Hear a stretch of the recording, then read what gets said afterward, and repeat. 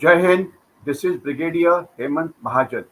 We meet again for another security scan in which we carry out a review of important activities that have taken place in India and around the world which has an effect on India's national security. We'll start off straight away.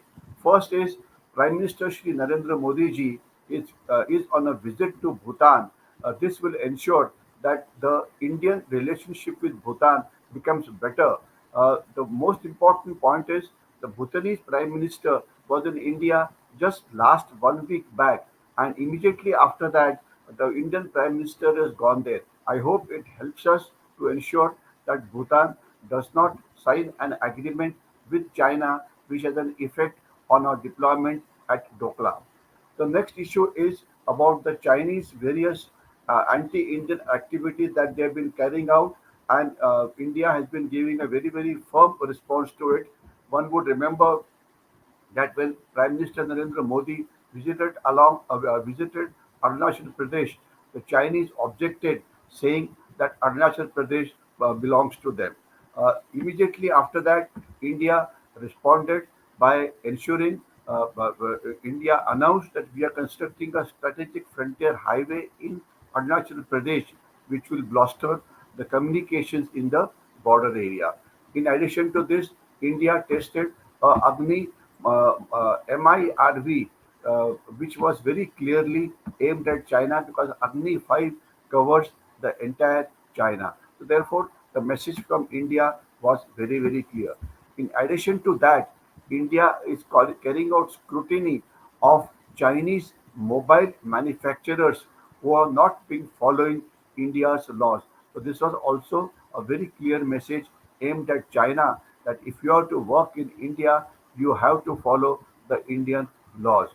In addition to this, India has been carrying out a growing engagement with Taiwan, which shows that India is willing to counter China and its hegemonic ambitions with a commitment to uphold territorial integrity, enforce regulation, pursue strategic partnership which will protect India's national security. Obviously, the Chinese have understood the whole thing wrong. They did not realize as to what kind of a robust response would India have, the military response that it would have, the strategic response that it would have. The standoff has been going on for many years now, for nearly 4 years, if it's not more, and this has also ensured that India is now buying and testing many leading-edge missile systems, including hypersonic cruise missiles, hybrid missile torpedoes used against submarines and aircraft carriers, anti-radiation missiles, air defense systems. So, all in all, India is improving its defense preparedness and is ready to meet the Chinese challenges for any eventualities. The next issue is about Pakistan. Recently, Pakistan has been in a lot of news simply because in Pakistan, the Gwadar port of Pakistan was attacked by the Baluchistan Liberation Army. One would remember that Baluchistan Liberation Army wants an independent Baluchistan, and they also feel that CPEC corridor, that is China-Pakistan Economic Corridor, is against the interest of Baluchi people. So they have been carrying out number of attacks on the CPSC corridor and number of attacks also on the Gwadar port. Now, what we must remember is that Gwadar port is a highly defended port where the Chinese are working, and it's a crown as far as China is concerned in their CPEC corridor. So, therefore, if a heavily defended port like Gwadar gets attacked by the Baluchis, they are able to kill Pakistan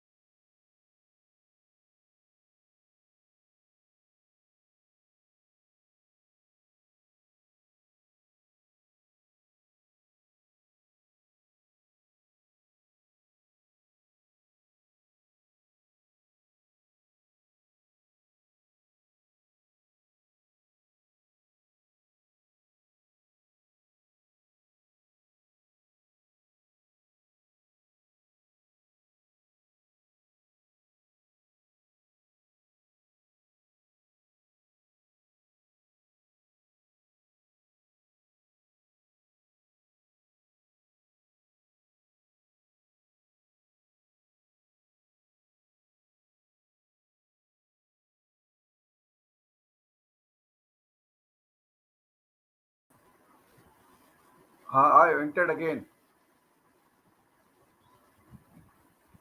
Hello.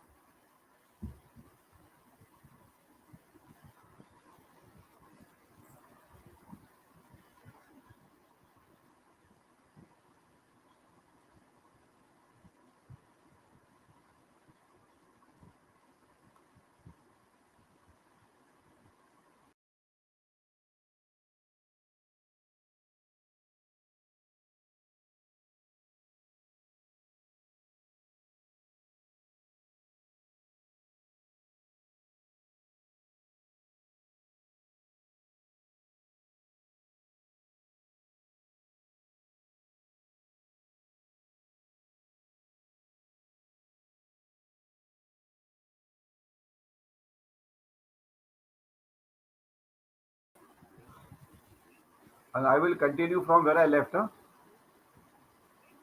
Okay.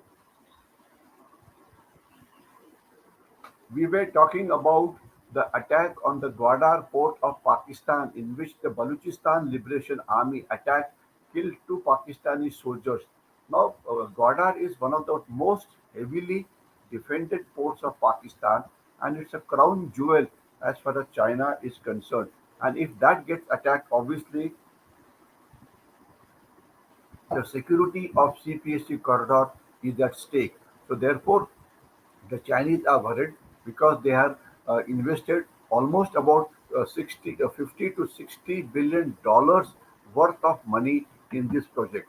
And what we have to understand is that the the attack by the Talibani attack by the Balochistan Liberation Army is only increasing, and if you add the attacks by the Talibanis on the Pakistani army post inside Pakistan, if you add the attacks by the ISIS, if you add the attacks by Iran, then you realize that Pakistan today is fighting with Iran, it is fighting with Afghanistan, it is fighting with the terrorist groups inside Pakistan, that is Balochistan Liberation Army, and it is also fighting with the Tehrik-e-Taliban Pakistan. And one would remember that recently Pakistan had carried out an aerial attack, aerial bombardment of certain positions of TTP, which it had supposed to have identified inside the Afghanistan area. So Pakistan is in deep trouble. Not only Pakistan is worried, but even the China is worried, and China has strongly condemned the Balochistan attack, and it is said that it would take all the steps to ensure that the Balochistan CPSC corridor is secured, the investment there do not go waste. And one of the think tanks in Pakistan called Center for Research and Security Studies shows that Pakistan has witnessed 1,524 violence related fatalities, in which more than 1,400 people have been injured in more than 789 terror attacks in the year 2023, which makes it one of the highest violence as far as Pakistan is concerned. Now, as far as America is concerned, it supported New Delhi. Recently, one would remember that the Chinese objected to Prime Minister Shri Narendra Modi's visit to Arunachal Pradesh. USA says that Arunachal Pradesh belongs to India and Chinese should not poke their nose in it. In other way, they supported the stand of India. Of course, the Chinese were not very happy with it. The next issue pertains to the security law which China has passed in Hong Kong.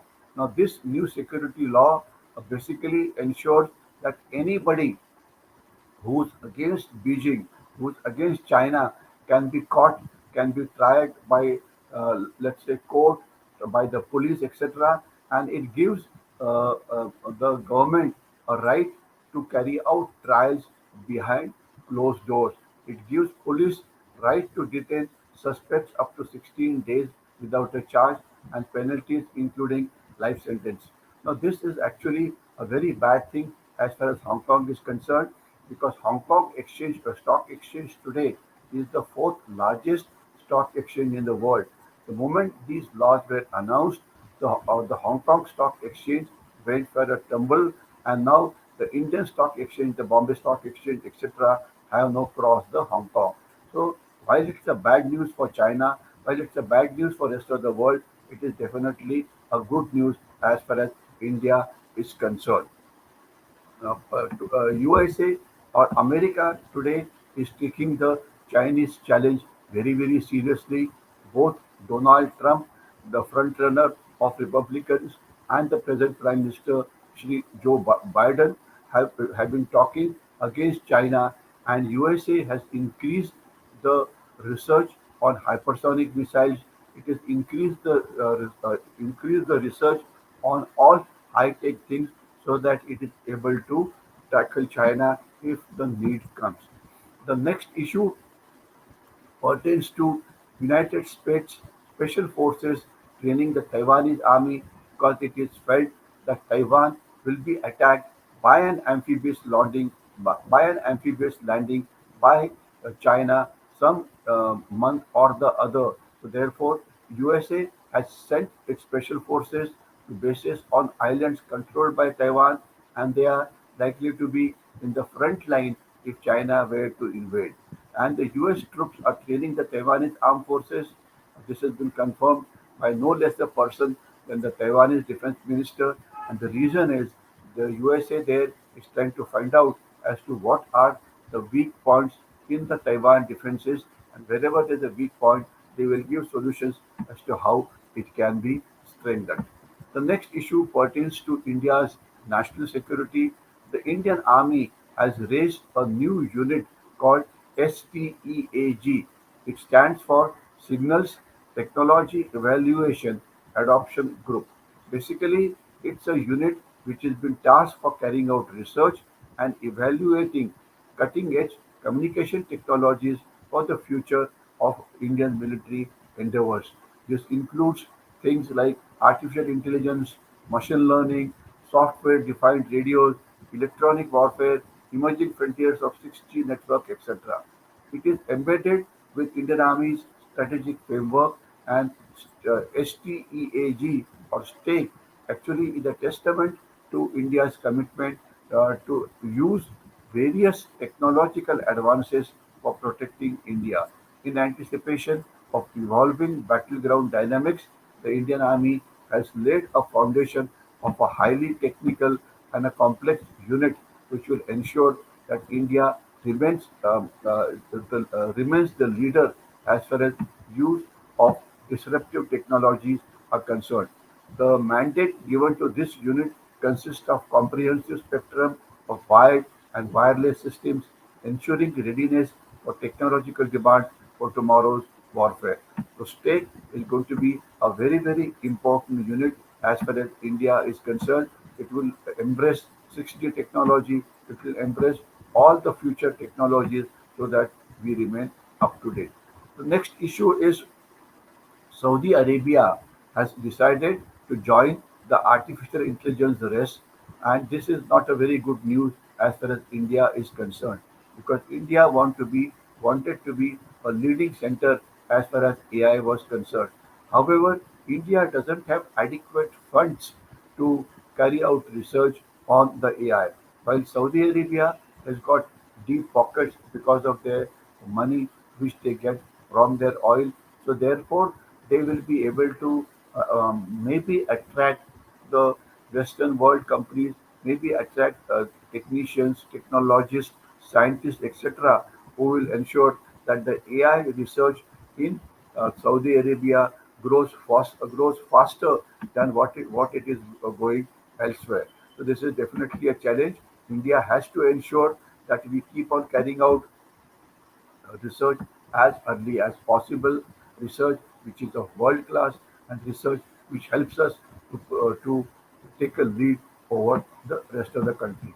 The next issue is a very good anti-piracy operation which the Indian Navy carried out, in which Indian Navy's Marcos commandos, helped by the C-17 heavy lift aircraft dropped the Navy's commandos, which resulted into surrender of 35 pirates. and the ship was rescued. Now this ship belongs to uh, Bulgaria, and the Bulgarians were very happy. They thanked the Indian Navy and the Indian government for carrying out this kind of an activity. Now, what we have to understand is that India today is carrying out multiple alignments and trying to defend United Nations Convention on Laws of Sea. Now, India is also decided to carry out research as far as deep oceans are concerned, and there India has asked from the United Nations basically a plot of sea where it can carry out a lot of research. The last point of my talk today pertains to a message from the Prime Minister in which he asked all Indians' views on how do you accelerate the speed of Vikasit Bharat. Today, if you have to improve the speed of our technology induction, if you have to improve our governance, if you have to improve our speed of economic development, then what we really require is we have to invest in education and invest in the skill development. We also have to ensure that we invest in infrastructure development, the roads, the railways, the airways, the ALG, etc. We have to ensure that we invest in healthcare so that the Indians remain fit. We have to ensure that we invest in the renewable energy, the solar energy, the hydrogen, etc. We have to ensure that every Indian is digitally empowered. We have to invest in entrepreneurship and innovations. We have to ensure that our environment degradation does not take place and conservation is taken care of. We have to empower economically disadvantaged community and so on and so forth. So therefore, India has to have a plan of next 5 years, next 10 years after the elections get over, so that it is able to start the governance once again and ensure that we speed up our speed of growth. The last topic on my agenda today is with regard to Maldives. A very strange thing happened that Maldives President Muizu, who's been carrying out lot of anti-Indian activities, rang up the Indians to say that India has given them a large loan and they do not have the capability to uh, repay the loan. So he's asked for a stay, meaning that he should be given more time to repay the interest as well as the capital. Now imagine Muizu firstly asked the Indian security persons to leave Maldives, and now he suddenly realized that he cannot do without India's economic help. So now, therefore, he's gone back on his anti-Indian agenda and is now trying to be friendly with India because he wants a favor from India. So, therefore, these were the important events which took place in and around India, which has an effect on India's national security. Thank you and Jai Hind. I finished.